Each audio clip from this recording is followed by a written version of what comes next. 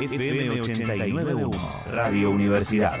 Ayer empezamos a hablar justamente durante este programa, cuando se producía los tweets de Cristina con un video allí que hacía referencia a algunas de las causas de la Corte, a la cuestión o lo que fue después la absolución por parte de los jueces para con la causa que tenía Macri acerca del espionaje a los familiares de Lara San Juan. Hoy se sumó también a esto a través de Twitter el presidente Alberto Fernández, respaldó de alguna manera ahí la visión de Cristina Kirchner y pidió por una reforma profunda y democrática urgente, hablando con respecto a la justicia federal. Vamos a saludar para debatir y charlar acerca de esto a Eduardo Barcesat, el abogado constitucionalista que nos atiende en esta tarde muy amablemente aquí a la radio de la Universidad Nacional de La Matanza. Hola Eduardo, ¿qué tal? ¿Cómo le va? Aquí Mauro Jardón, estoy junto a Gastón Napoli, los saludamos. Buenas tardes. ¿Qué tal? ¿Cómo están? Bien, buenas tardes para toda la audiencia. Bueno, Eduardo, un poquito para charlar acerca de este tema. Primero, consultarte acerca de esto que está sucediendo, ¿no? Esta manifestación por parte de la vicepresidenta y también acompañada por el presidente y la necesidad de una reforma en la justicia federal o en la Corte Suprema. ¿Cómo observás? Bueno, las dos cosas tienen que ser modificadas. Desde luego estamos hablando de las reformas y mejoras que pueden hacerse por vía de ley. No estamos hablando, no parece esto escalar, digamos, en el pensamiento de la Doctor, lo estamos escuchando bastante mal, no sé si está alejado del teléfono, pero prácticamente no se entiende lo que nos está contando. Bueno, no estoy alejado del teléfono, lo que pasa es que estoy en Santiago del Estero, que es otro problema. No se escucha ahora. No, realmente no se entiende. Si puede moverse. No sé. Bueno, a ver si probamos llamarlo nuevamente, ¿le parece? En un segundito. Nos interesa realmente su opinión acerca de este tema. Ahí vamos a probar de nuevo. Estamos charlando con Eduardo Barcesat, reconocido abogado constitucionalista.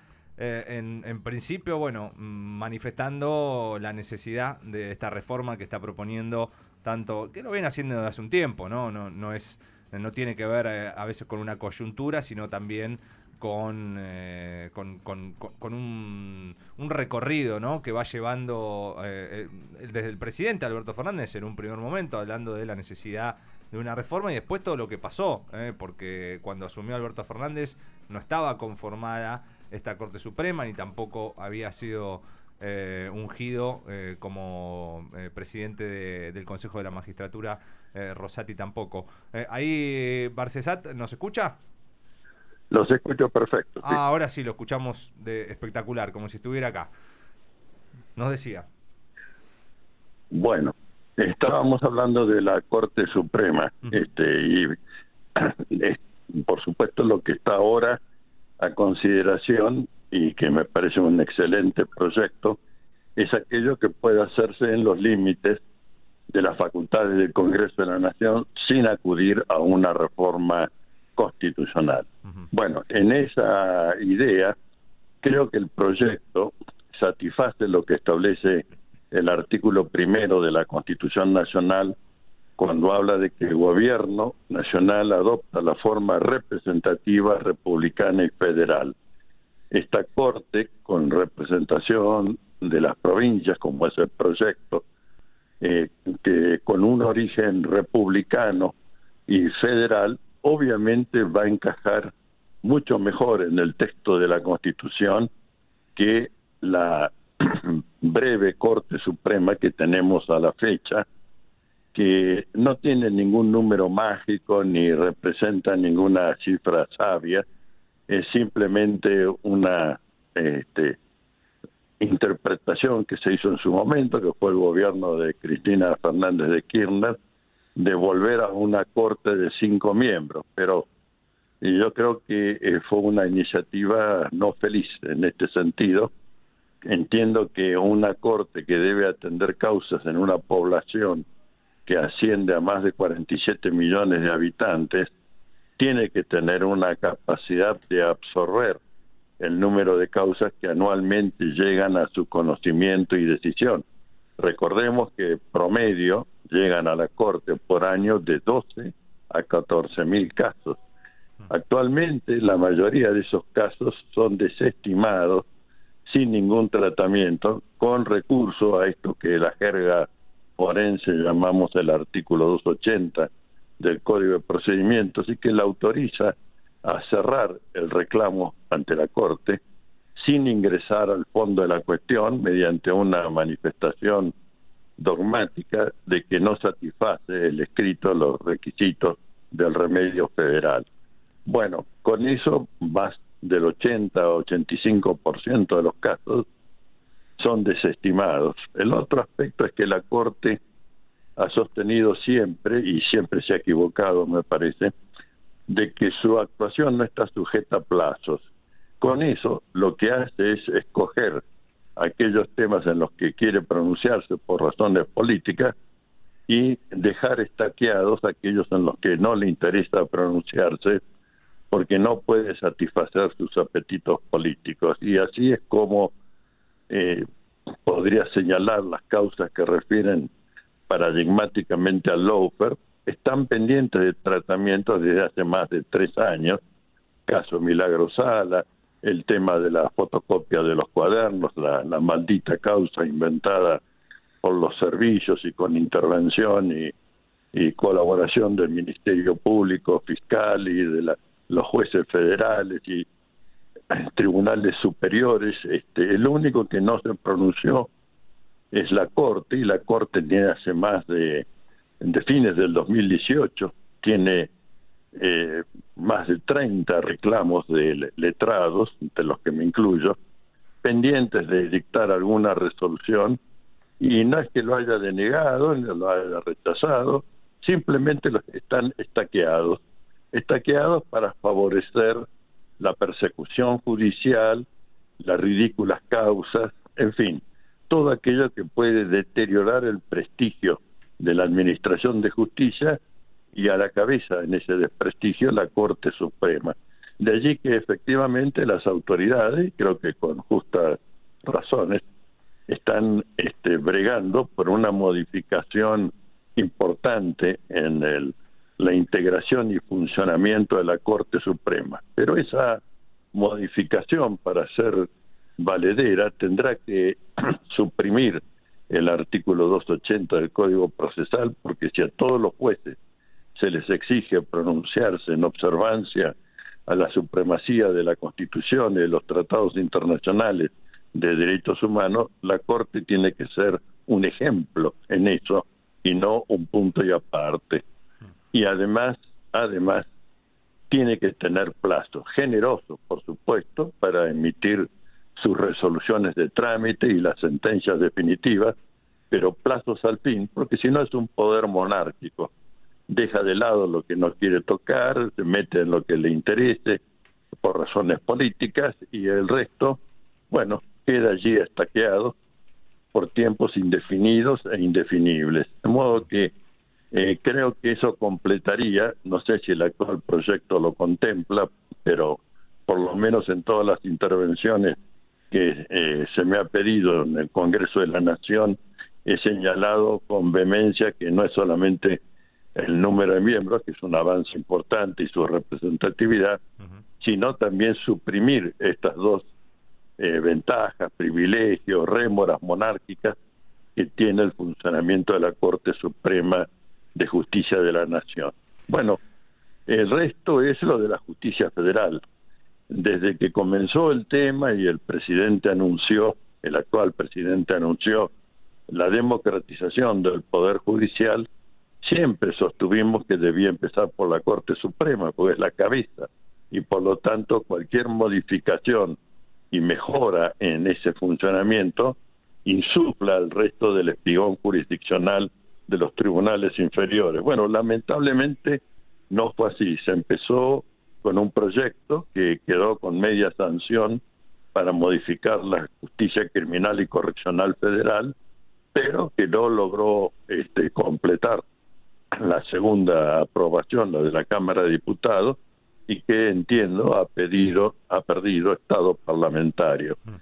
Entonces, bueno, a ver si esta vez hacemos las cosas como deben ser hechas, empezar por la Corte Suprema y seguir de inmediato, sí, por supuesto, con la modificación de la justicia criminal y correccional federal, que es donde anida esta dejerarquización del discurso jurídico y de las prácticas jurisdiccionales. Debemos recuperar la credibilidad del Poder Judicial y estas dos reformas se tienen que complementar en ese orden.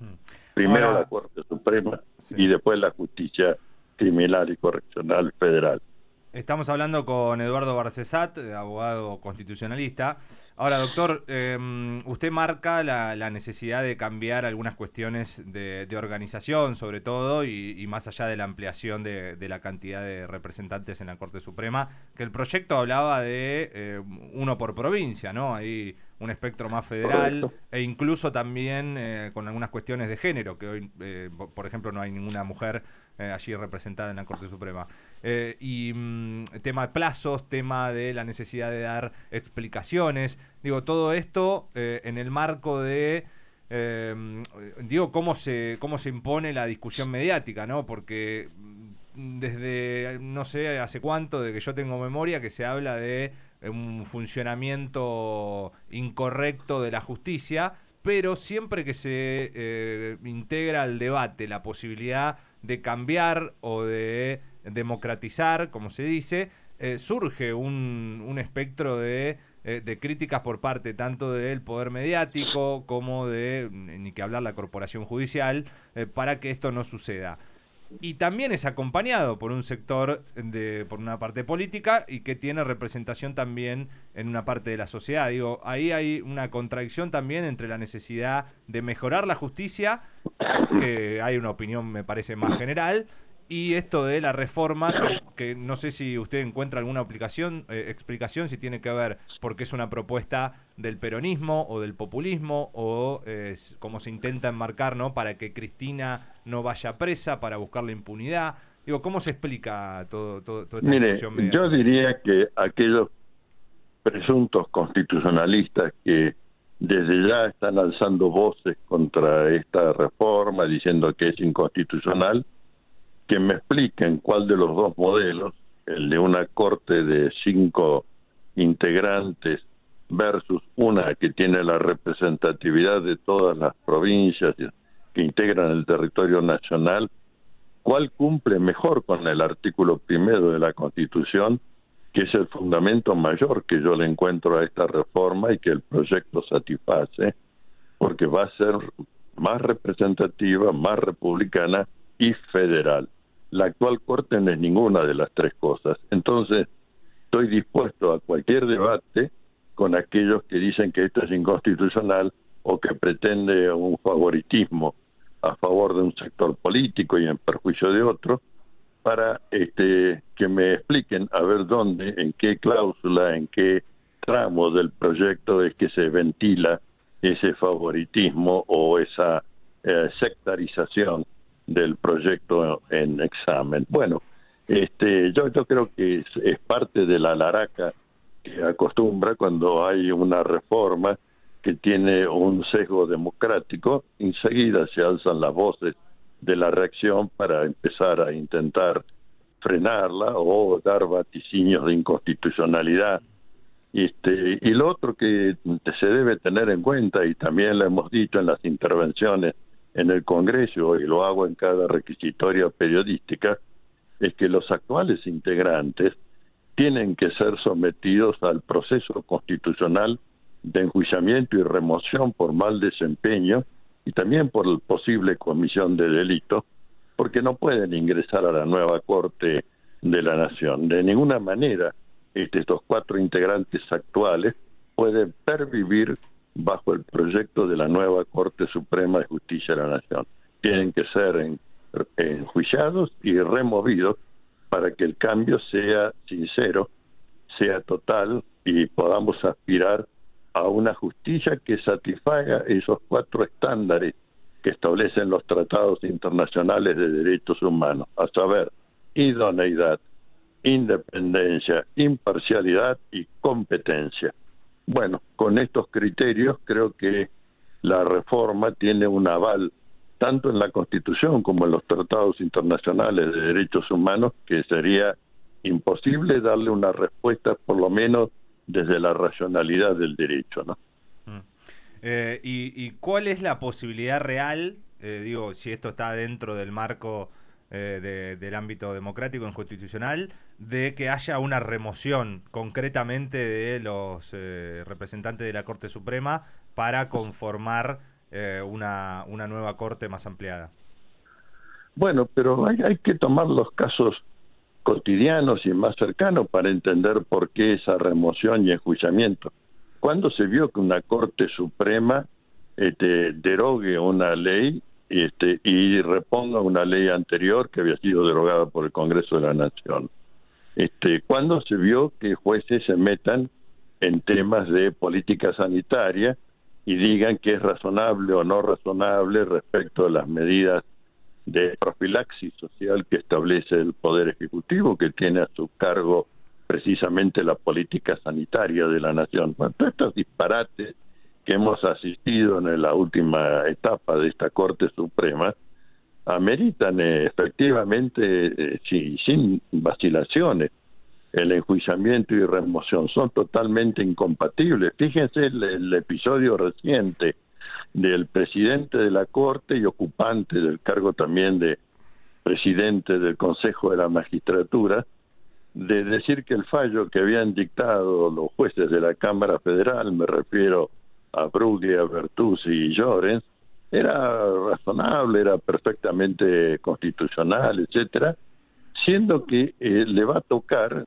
inexorablemente, por apelación de una parte o de la otra, le va a tocar intervenir en ese tema y prejuzgan como si fuera la cosa más hermosa y más racional del mundo. Yo no sé si han perdido todas las nociones del ABC del derecho, pero sinceramente es un desparpajo total. Se siente con un poder, repito, monárquico, omnímodo, así lo vienen ejerciendo, y esto tiene que tener una respuesta de los resortes democráticos de la sociedad, porque sin independencia del Poder Judicial y sin respeto a la división de poderes no hay Estado de Derecho. El Estado de Derecho y la división de poderes, bueno, es su piedra basal. Bien, Eduardo, y lo último, ya para ir cerrando, digo, para reflexionar también, coincide en que esto que dice usted, este desparpajo por parte de algunos jueces, está avalado también por el desprestigio que se le ha otorgado al peronismo, al populismo o a la figura de Cristina por parte de un sector mediático que en eso se ve amparado también el Poder Judicial, ¿no? En el manejo de la subjetividad, en la opinión pública, y esto de cualquier tipo de acción que quiera ejercer un gobierno popular por sobre la justicia es un avallazamiento. De hecho, hoy todos los titulares son el ataque de Cristina contra la Corte. Digo, esto también influye en la posibilidad o no de tomar algún tipo de decisión, ¿o no? Mire, que van a resistir, lo van a resistir, no cabe duda, que va a ser dificultoso, pero es un debate que la sociedad argentina reclama que se dé. Con esta justicia así no se puede seguir, no hay, repito, independencia, no hay imparcialidad, no hay idoneidad, no hay competencia, se tolera cualquier dislate ficcional como causa judicial. Tomemos el ejemplo muy reciente del memorándum con Irán. Cuando lo toma un tribunal de derecho, hace trizas el procedimiento, todo lo que se destruyó de la conciencia jurídica en ese proceso judiciario. Y bueno, yo quisiera ver quién se anima a sostener la racionalidad de lo que hizo en su momento la tarea instructoria, o lo que pretende la parte querellante de que se condene como traición a la patria. Todo es un delirio insostenible en la racionalidad del derecho. Y bueno, fíjense la causa de la fotocopia. desde su inicio, en abril del 2018, estamos señalando las gruesas nulidades, tal vez delitos, personalmente sostengo que delitos, en que incurrieron el juez, el fiscal Stornelli, ese fiscal multiprocesado que está todavía enlodando la función del Ministerio Público Fiscal.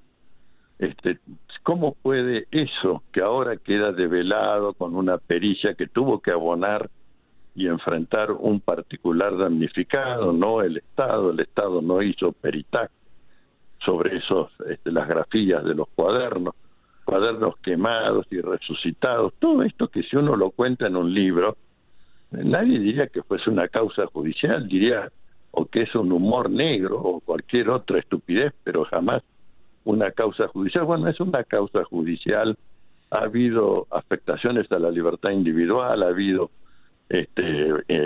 inhabilitación para ejercicio de la profesión, el comercio, la industria, etcétera, embargos multimillonarios, etcétera.